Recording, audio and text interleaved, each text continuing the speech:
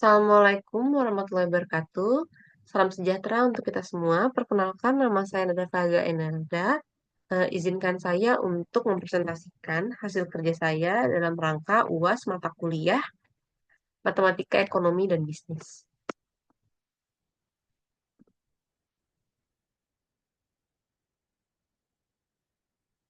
Pada kesempatan kali ini, izinkan saya mempresentasikan tulisan saya yang berjudul Fungsi Linear dan Diferensial dalam Aspek Matematika Ekonomi dan Bisnis.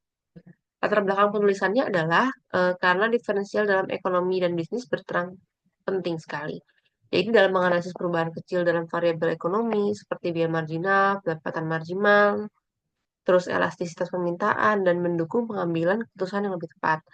Kemudian konsep ini digunakan dalam analisis optimasi bisnis, yaitu untuk menentukan titik maksimum atau titik minimum laba, harga optimal, sehingga serta jumlah produksi yang paling menguntungkan bagi perusahaan. Yang ketiga, dalam makroekonomi dan keuangan, diferensial membantu memahami dinamika ekonomi dan risiko investasi. Hal ini memungkinkan ekonom dan pelaku bisnis merumuskan strategi serta kebijakan berbasis data yang lebih efektif. Pengertian umum, diferensial merupakan konsep dalam kalkulus yang mempelajari tingkat perubahan suatu fungsi sehubungan dengan perubahan kecil pada variabel bebasnya. Sebagaimana dinyatakan oleh Suhardi dan Brahmasari pada tahun 2016, diferensial membahas tentang tingkat perubahan dari suatu fungsi yang berhubungan dengan perubahan kecil pada variabel bebas fungsi yang bersangkutan. Dalam konteks ekonomi dan bisnis, diferensial digunakan untuk menganalisis berbagai aspek seperti perubahan biaya, pendapatan, dan tingkat produk guna mendapatkan hasil optimal dalam pengambilan keputusan. Topik utama dalam diferensial adalah turunan yang menunjukkan laju perubahan suatu variabel terhadap variabel lainnya.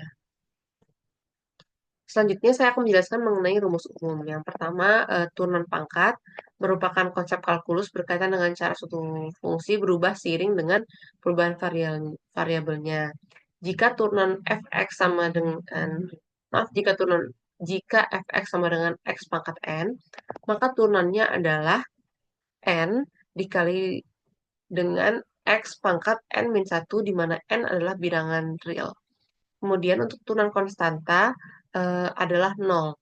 Jika suatu fungsi sama dengan C, maka C adalah konstanta, sehingga turunan dari fungsi tersebut adalah 0. Hal ini terjadi karena konstanta tidak berubah terhadap variabel X. Yang ketiga, turunan penjumlahan dan pengurangan. Dalam aturan kalkulus menyatakan bahwa turunan dari jumlah atau selisih dua fungsi sama dengan jumlah dari atau selisih dari turunan masing-masing fungsi, yang bisa digambarkan sebagai berikut, di mana eh, ada fungsi fx dan gx, maka turunannya adalah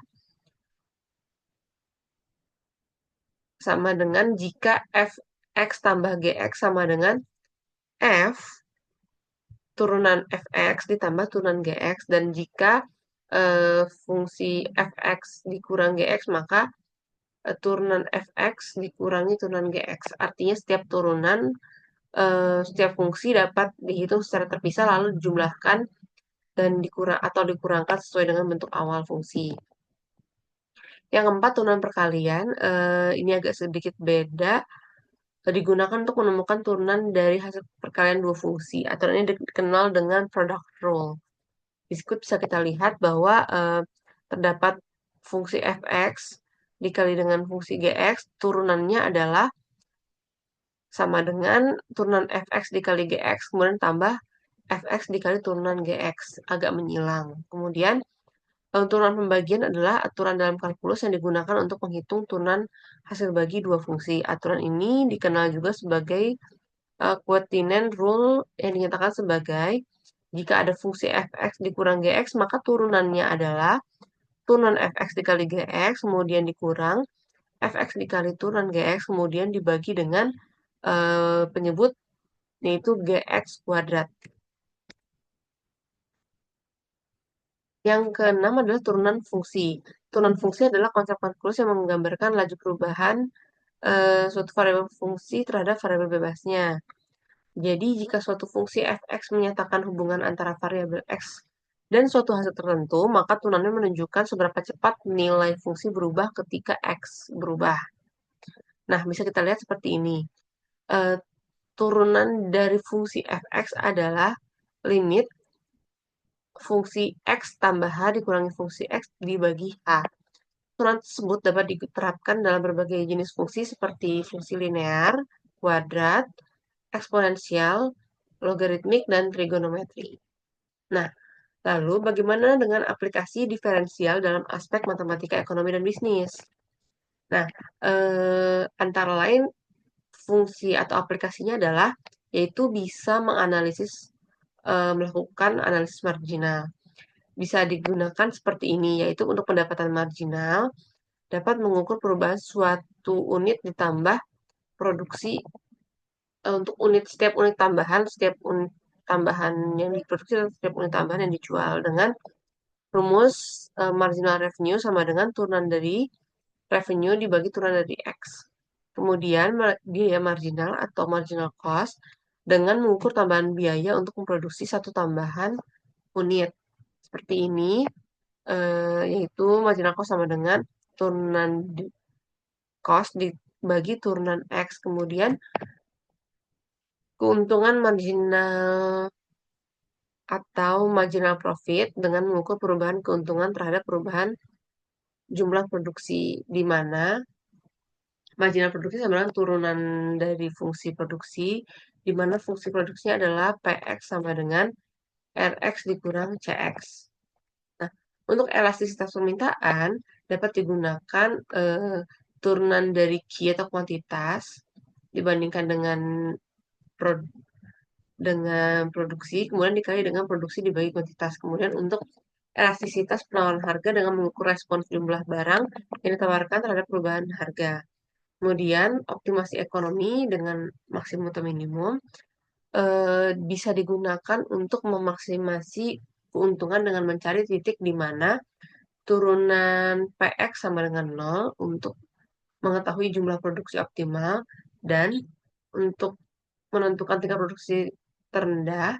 Kemudian uji turunan kedua digunakan untuk menentukan apakah titik kritis merupakan titik maksimum atau titik minimum. Yang keempat, bisa digunakan untuk melakukan analisis produktivitas dan produksi. Produktivitas marginal tenaga kerja bisa dicari dengan rumus seperti ini. Kemudian produktivitas marginal modal dengan rumus MPK seperti ini. Dan hukum hasil yang berkurang dengan menunjukkan bahwa pada titik tertentu tambahan tenaga kerja akan mengurangi efisiensi produk. Yang kelima, aplikasinya dapat digunakan untuk mencari tahu biaya rata-rata dan keuntungan per unit. Seperti ini contohnya untuk biaya rata-rata.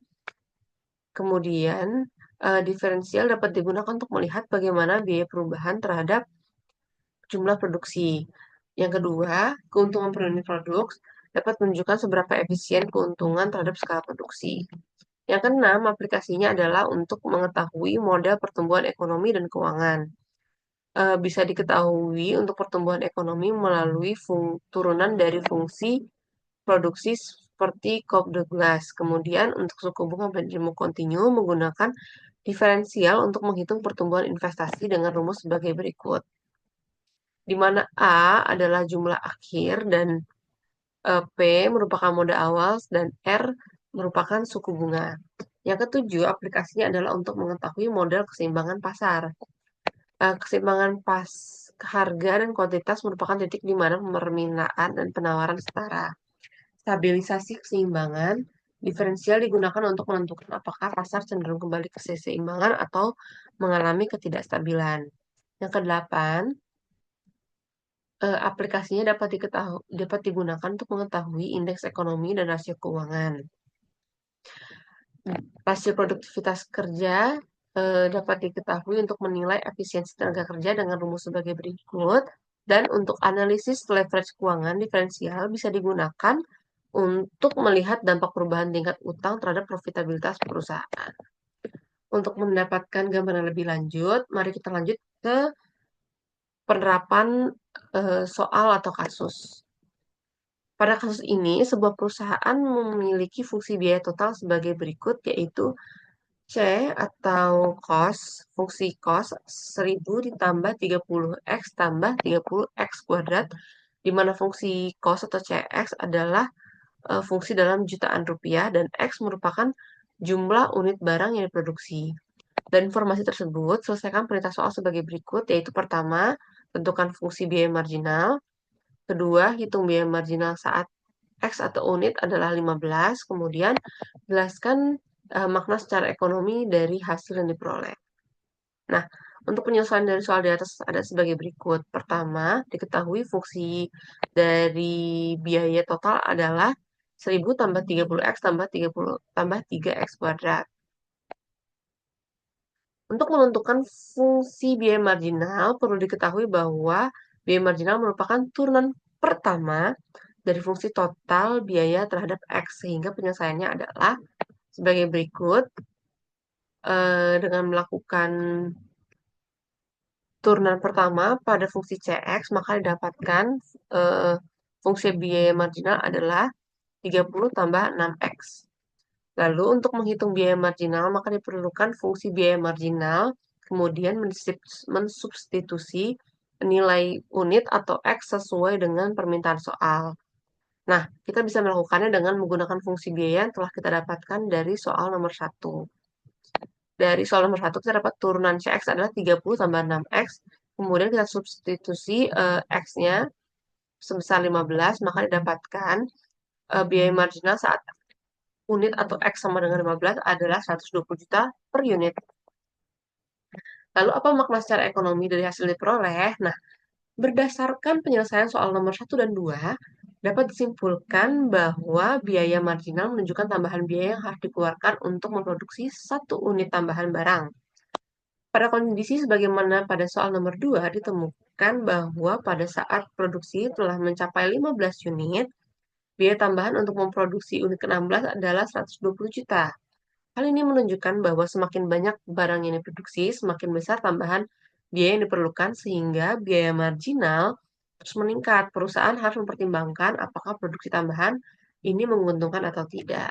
Nah, kesimpulan dari analisis di atas adalah bahwa diferensial dalam ekonomi dan bisnis digunakan untuk menganalisis perubahan variabel ekonomi seperti biaya pendapatan, elastisitas permintaan, dan guna mendukung pengambilan keputusan yang lebih akurat.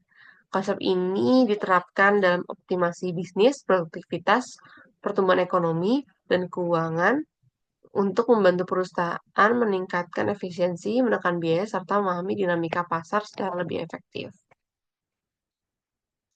Sekian yang bisa saya sampaikan. Terima kasih atas perhatiannya. Assalamualaikum warahmatullahi wabarakatuh. Izin juga menambahkan sumber dan referensi dari tulisan tadi. Terima kasih.